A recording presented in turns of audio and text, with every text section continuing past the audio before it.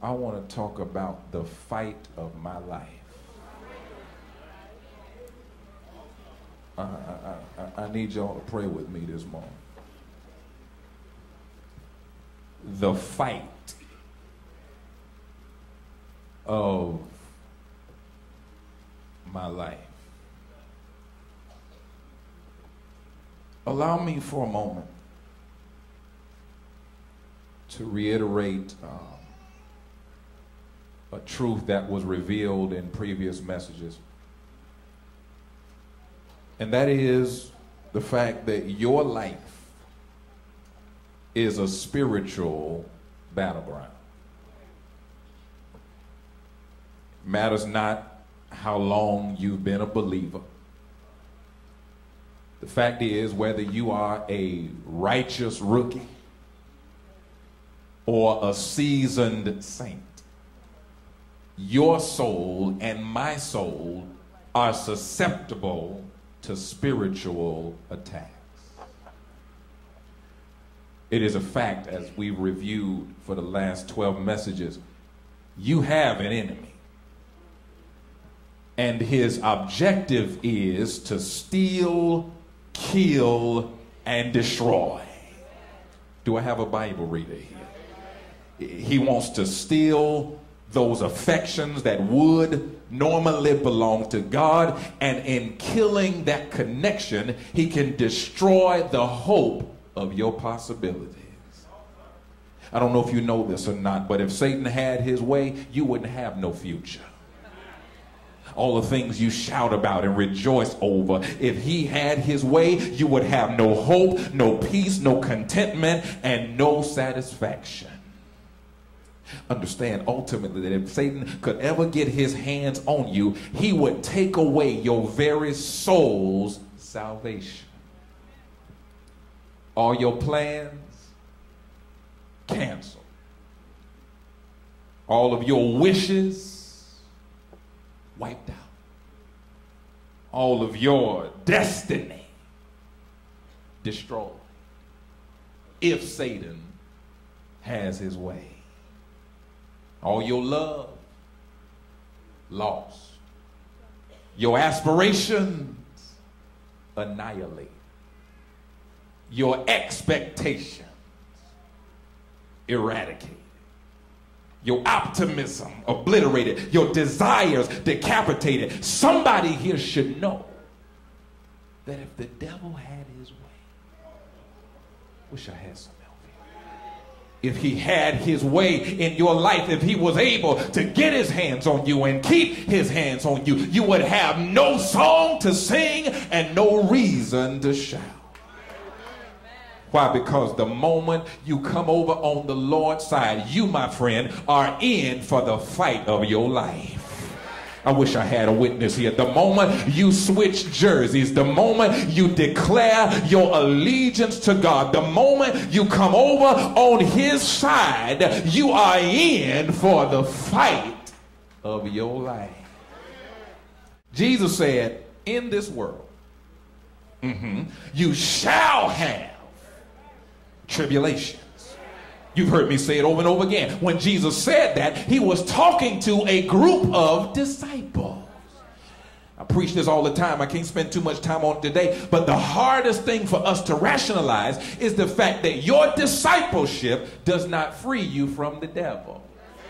Tell your neighbor, he's still around. He's still around. He's still around. Your discipleship does not free you from the devil. Your sainthood does not free you from Satan. Understand, your belief does not exempt you from having to go through the battle. The very same man that wrote this letter to the Romans this morning, although he had a righteous resume, his faith did not exempt him from having a fight. Can I take my time and teach in here? Look, if you will, at Paul's resume. When you get a chance, read Philippians 3 and 5. Because he said, if anybody got a reason to brag, Paul said, I do. Because in Philippians 3:5, he said, I was circumcised on the 8th day. He said, I'm a descendant of Israel. I'm from the tribe of Benjamin. He said, I'm a pure-blooded Hebrew.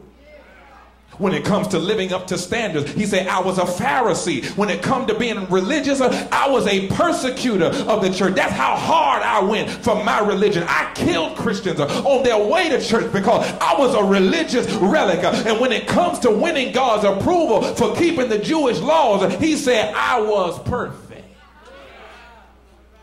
Then later on, he flipped it on the people in Corinth, on the church people in Corinth. He flipped it on them because people started questioning his authority. People started questioning his credentials and such, trying to see whether or not his apostleship was legitimate, because he was not in there with the rest of them. He was not in the number with Peter, Andrew, James, and John. He was called on the Damascus Road, and they wasn't there to hear about it. So when they started asking for a commendation, listen to what he told them. 2 Corinthians 3:2, he said, if you want to see my credentials, look in the mirror. It's right there in the Bible. 2 Corinthians 3:2. He said, ye, look at yourselves, ye are our epistle written in your heart, known and read of all men. For as much as ye are manifestly declared to the epistle of Christ, ministered by us, listen, not with ink, but with the Spirit of the living God, not written on tables of stone, but is written on fleshly tables of your heart. When I hear folks criticizing things and looking at this and that, questioning whether or not what we're doing at Jacob Chapel is a good thing or a bad thing, all you got to do is look around. My resume is in front of you. I wish I had some real help in here. This is Added Members Day. Where the folk that I baptized this year? You are my resume. Where are the lives that's been turned around? You are my credential. Where are the drunks that got dry? I wish I had some help here. Where are the addicts that's getting delivered? Where's the family that came together? Where's the man that's walking up straight now? Where's the woman that's getting her act together? Where's the student that would not be here without the work of this church? I don't need the credit, because God gets the glory. See, the point I'm trying to get you to see is that Paul had reasons to be boastful. Dozens of churches built. Millions of souls were saved. 3/4 of the New Testament was written by him. But in all those accomplishments, Paul still had spiritual warfare. If you don't get anything else from this message, I need you to get this deep into your think tank. I need you to post it. I need you to tweet it. I need to do whatever you got to do to remember it. Listen, it is possible for you to be anointed by God and still have a struggle in your flesh. It's going to get real in here in about 5.5 minutes. I said it is possible to be anointed by God, called by God, chosen by God, and still have a struggle in your flesh. Some folk don't want to hear this, but I'm going to prove it to you from the text. I don't care how spiritual you are. Nobody in here is exempt from struggle. I don't care how many Bible verses you know. I don't care how many formulas you memorize. I don't care how smart you are. I don't care how guarded you are against the devil. None of us in here are exempt from the struggle. Listen to what Paul said. In so many words, he said, man, I spoke 8 languages. I got religious stuff going on. Listen to religious Paul. Listen to 8 languages Paul. Listen to college degree Paul. Listen to Pharisee Paul. Listen to church builder, pastor Paul. He said, for we know that the law is spiritual, but I am carnal. He didn't exempt himself from it. He said the law is spiritual, but I got issues. Because that which I do, I allow not. For what I would, that do I not. But the stuff I hate, that's what I do. It's going to make sense in a minute. If then I do that which I would not, I consent unto the law. That ain't nothing wrong with the law. The problem is me. Let me get closer to you. Ain't nothing wrong with that sign that says 55. The problem is your foot and that pedal that went beyond your limit. There's nothing wrong with the color red in that light. The problem is your inability to heed that because you said it was yellow and a half. I know I'm not the only one that look at that yellow 0.5 and say, Lord, it's in your hand. Put your head down and just go for it and pray they don't take your picture.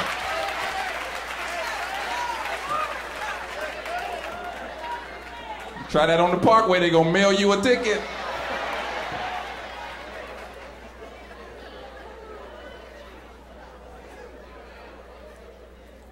It's a struggle.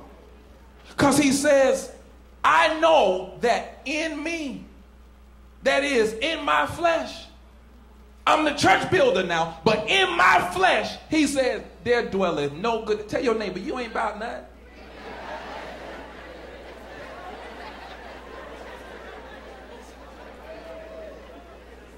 Me, by myself, in and of myself, he said, there dwelleth no good thing. For the will to do right is present with me. But how to get it done, I ain't figured that out yet. I wonder if there's anybody who can be honest and admit that there is a struggle. Even after you get saved, there's a struggle. Even after you get baptized, even after you join the church, you singing in the choir and you struggling. You dancing and you struggling. You on the door and you in the pew looking all saintly, but you are struggling right now. How do I come to grips with the fact that I'm faithful but still flawed? How do I rationalize the fact that I'm anointed but imperfect? I'm gifted. You can't tell me I ain't gifted.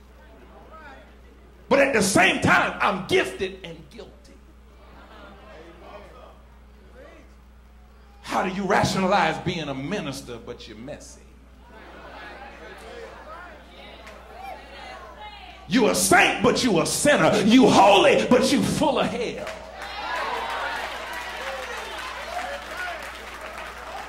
You may not want to admit it, but this fight is real, and none of us are exempt from it. And the more I live this life as a Christian, the more I come to realize that the fight is in me.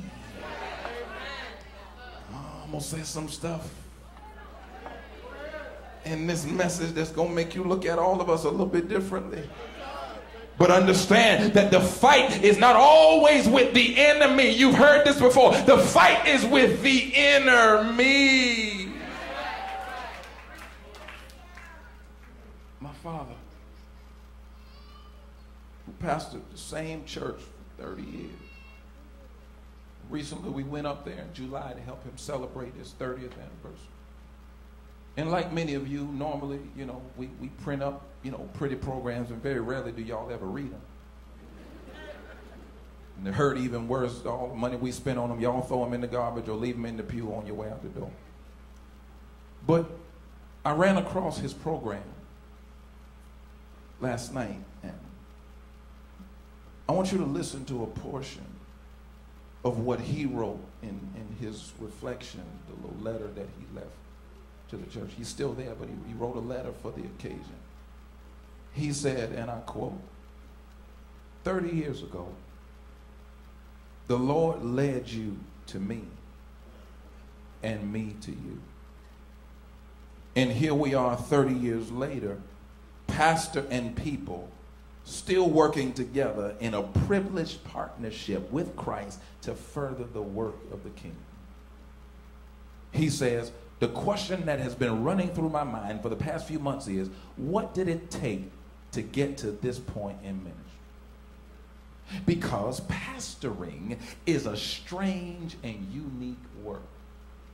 Here's the part that grabbed me. He says, we proclaim a message with the power of God to change people, but we can't even change ourselves. We call others to perfection as Jesus did, but our lives are full of imperfection. We must shepherd like the shepherd, even though we're just one of the sheep. We seek to make Christ increase, even though he's invisible, and we try to decrease, even though we're in plain view every Sunday. Are you hearing the struggle in what he's talking about? He says, we claim from the pulpit that numbers don't matter, but we long for more souls to be saved.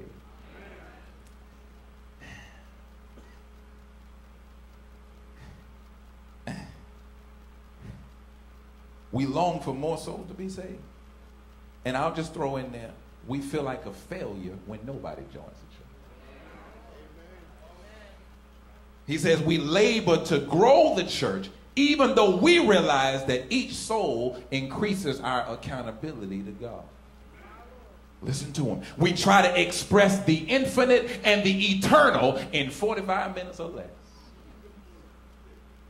And obviously we fail, so we try again next week. He says we spend our whole lives studying a book that we'll never fully grasp, and labor to explain it to people that will never understand it without the help of the Holy Spirit. He says the more we study, the more certain we become of the wisdom of God and the foolishness of ourselves. And yet we must preach on. He says we are told that we are not many people should be teachers, and that there will be stricter judgment for those that are teachers, yet we can't fight the compulsion to preach. I think, let me just read the rest of it. He said, we call people to do something that we can't do, that they can't do, and none of us can do outside of ourselves. And then at the end of our lives, we give an account to God for the souls that we pastor. Ladies and gentlemen, that is the fight of my life. Rationalizing the idea that you are presenting a perfect God through an imperfect vessel. Because the fact of the matter is, whether you want to admit it or not, some folk can't see past the pulpit. As much as you say you're deep in your spiritual walk with God, mess around and let a preacher mess up. I ain't coming back to that church no more. I just can't understand. You say you're a man of God. You supposed to be there. You supposed to be there. Let a preacher mess up. You will fall away from the faith. Because you have not yet learned to see past the pulpit, and it becomes the fight of my life because you're presenting a perfect God through an imperfect vessel. This was coming from a man who'd been in the same place for 30 years. And in those 30 years, he struggled. For 18 of those 30 years, I watched him struggle. I watched him go through a divorce publicly. I watched my parents stand up in front of a congregation of thousands of people and announce that they weren't going to be together no more. I watched him go through sickness. I watched him go through people turning on him, lying on him, trying to get rid of him, all the while still preaching 2 times every Sunday. These were folk he baptized. These were folk he helped get out of trouble, that would not speak up for him. These were folk whose rent he paid. Yeah, it's finna get quiet in here in a minute. These are folk whose tuition he helped pay. These are folk who he put furniture in their house, counseled them when they got married, preached their loved ones' funerals, gave money out of his own pocket. And then when he struggled, these were the same people that said, crucify him. I hate to say it this way, I don't mean no harm, but Negroes are forgetful.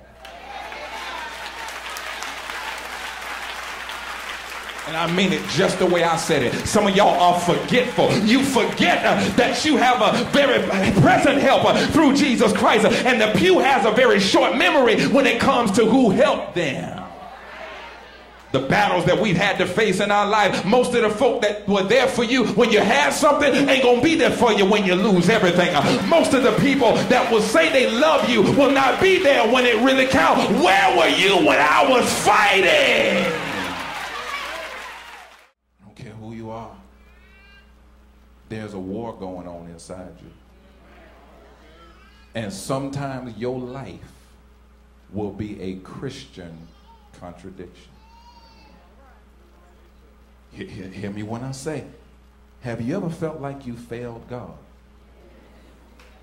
Straight up. Have you ever felt like you just let God down? Have you ever felt like you were just less than a Christian? Like, you know, I don't even deserve this. I just need to take a break. That's why it bothers you so much, because there's a force, there's a battle going on inside you. Listen to him in verse 19, because this is going to help somebody. The good that I would, I can't seem to do. But the evil which I don't want to do, I ain't got no problem doing that. Let me see if I can get a little close to you. You ain't got no problem staying awake in the club.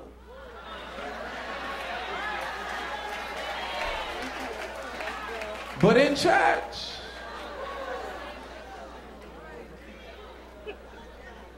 you sit through a 2.5-hour movie and never miss a beat, but you looking at your watch right now because you say I'm running too long.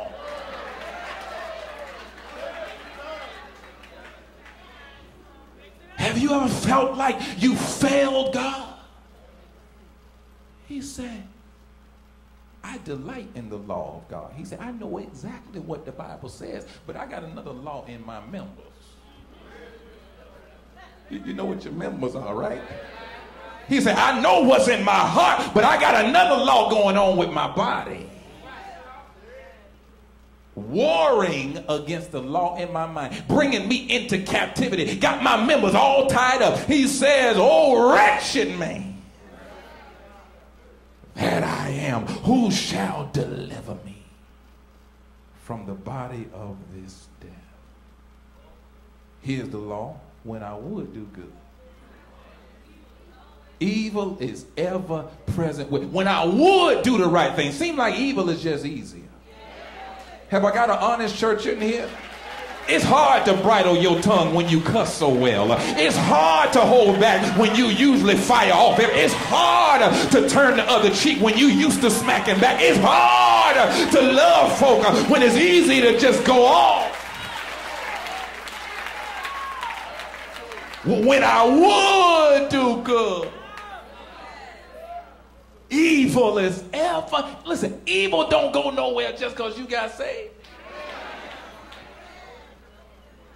The devil's emails don't end up in junk mail automatically just because you're a Christian. When you would do good, evil is right there.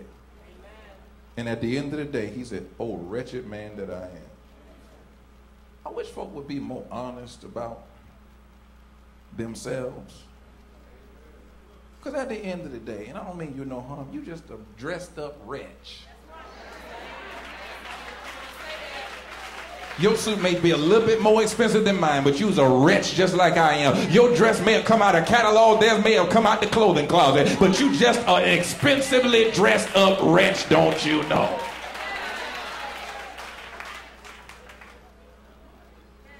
Sometimes you gotta tell yourself the truth. That without God, I am nothing. And see, that's why I like rookies to come into the class. That's why I like for first-time believers to come to the church, because they ain't had time to be fake yet. They ain't had time to get that church face on. No, the new believers say, I'm just coming just like I am. My skirt ain't the right length, but I'm here. My pants ain't all the way pulled up, but I'm here. I still got earrings in my ear, but I'm here. My tattoo's showing, but I'm here. Yeah, I may not be all that you are. I may be a rookie, but I stayed up all night. Where are the real honest people in here that can admit you ain't all that you're supposed to be? God is still working on you. I have some old wretch that I am moments. I have some moments where I wish I could just crawl up under the pew because I know I don't deserve to be here. I have some of those moments where I just want to walk away because I know that God is using me in spite of myself. When you know God been good to you at this level, you better learn how to be humble. Most days, I'm telling you, that's why I don't make decisions on Sunday, and I wish y'all would stop bringing me stuff on Sundays, because understand, Sundays, I'm spiritual, I'm trying to get in that church realm, and most days, Sunday night and Monday morning, I feel like quitting. You never know it. But Sunday night and Monday morning, I have a letter that I would write and turn in my resignation. Because you don't know what it feels like to carry this heavy load. Knowing that you don't deserve anything, knowing that God just used you, thousands of souls, God just anointed you and gifted you, but you look in the mirror and you see a wretch. Lord, I quit.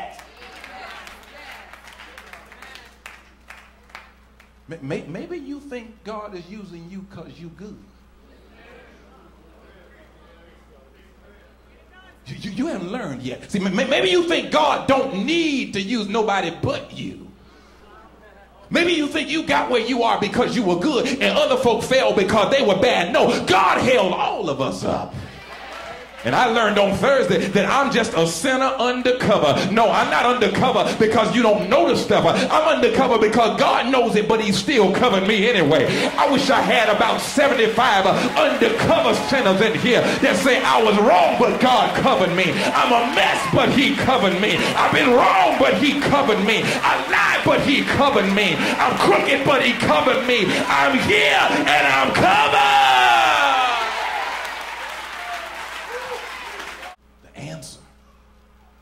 As I prepare to close, is right there in the text. Because sometimes, hear me, you don't get delivered from the fight. You get delivered in the fight. You don't get delivered from the fight. You get delivered in the fight. Follow me. Paul says, I thank God through Jesus Christ our Lord. That's all I need to hear, because apparently God does something for me through Christ that I can't do for myself. Even on my best day. Because, man, Sunday's about 12:30. I'm real spiritual. But on your best day, everything amounts to a filthy rag. The reason why, come on, bro. I need you over here. Yeah, I need you. The reason why folk can be judgmental is because we always find somebody short to compare ourselves to. Come on, Shaw. Come on, Shaw.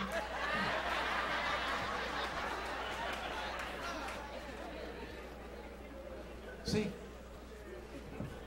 Come on, Shaw. Come on, Shaw. See, come on up here, Shaw. Listen. Whenever folk want to feel good about themselves, they always find somebody shorter than them that make their stuff look less bad. So now I can look down and say, I hadn't done what you did. I don't understand how folk can do that. I just don't understand how folk can be. That's because you're standing next to somebody that's shorter than you. A lot of people in the church are guilty of finding short people to compare their sins to.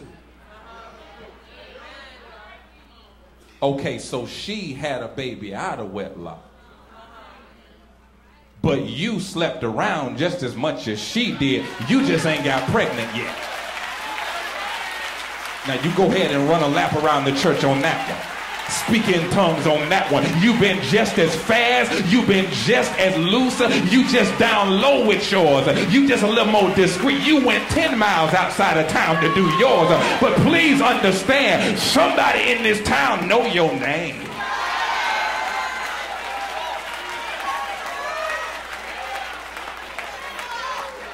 But to make yourself feel better, you'll stand next to somebody who's shorter than you. We quick to point out the shortcomings in others because it makes us feel tall. You're not a drunk, but you drink. Explain to me what the difference is on that. No, I drink casually, just on special occasion, when we go out, or just on my birthday, and most days that end in Y. That's the only time I drink. But I'm not a drunk.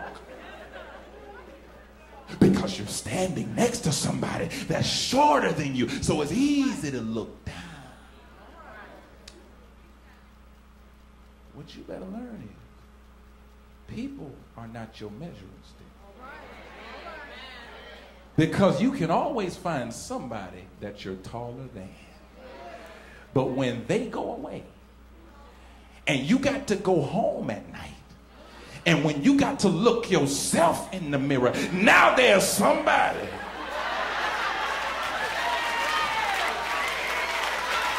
Come here, Jesus. There's somebody who's always going to be taller than you. Somebody who's always going to be bigger than you. Don't measure yourself to your neighbor. Measure yourself to Jesus.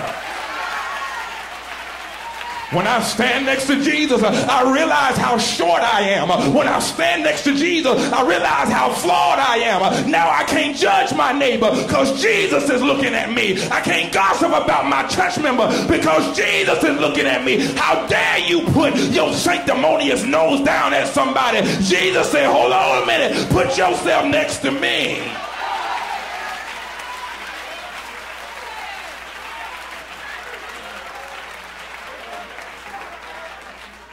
Paul says, I thank God through Jesus Christ. He says, I thank God through Jesus Christ because he does for me what I can't do for myself. And so in the fight of my life, while I'm still struggling, here's what Daddy said we got to do. He said, keep preaching. Daddy said, I struggle, but I preach through it. You got to learn how to sing through your stuff. You don't take 6 months off of church because you going through something and I'll come back when I feel better. No, you learn how to sing through that stuff. You learn how to serve through that. You dance through that. You pray through that. Live through it. Shout through it. Worship through it. And as I serve, I get stronger. As I give, I grow. Because the more time I spend around Jesus, the more he does for me that I cannot do for myself. And so when Paul says, who shall save me from the fight of my life? When I measure myself to Jesus, I find myself short of his glory. If you compare yourself to your friends, you'll always find one that you are better than. But when Paul says, for all have sinned, it's because we're standing next to the standard of God's righteousness. And so we all fall short of what God wants us to be. And the thing is about God, I'll never be able to reach him because I'm too short. I'll never be able to get where God is because I'm too short. But what I get excited about as I prepare to close is when I think about what Jesus did on the cross. Because when he went to the cross, he met me at the point of my need.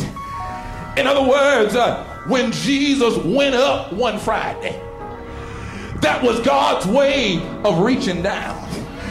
Y'all gonna help me close this here? I said when Jesus went up on Calvary, that was God's way, yes, of reaching down to give me mercy. And when they stretched him wide and they hung him high, that was God's way of reaching into my past and forgiving me for my past, and then reaching into my future and forgiving me for the stuff I ain't even done yet. Can I get a witness here? He was wounded for our transgressions. He was bruised for our iniquities. They hung him high and they stretched him wide. He died. Yes, he died. He reached way down and gave me another chance. They laid him in a borrowed tomb, and y'all know what he did. Stayed there all day Friday and all Friday night, all day Saturday and all Saturday night. But Greg, they help me here.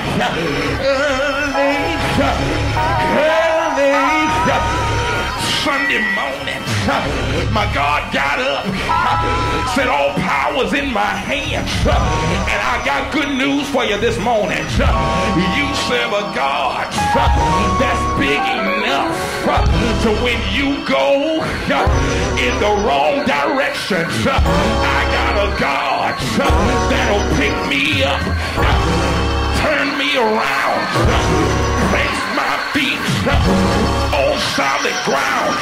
When I try to run away and do my own thing, I got a God that can pick me up, tell me to get right, put me back in the game. Is there anybody here ever walked away, but God picked you up, turn you around, place your feet on solid ground, shake your neighbor's hand and tell them these words, tell them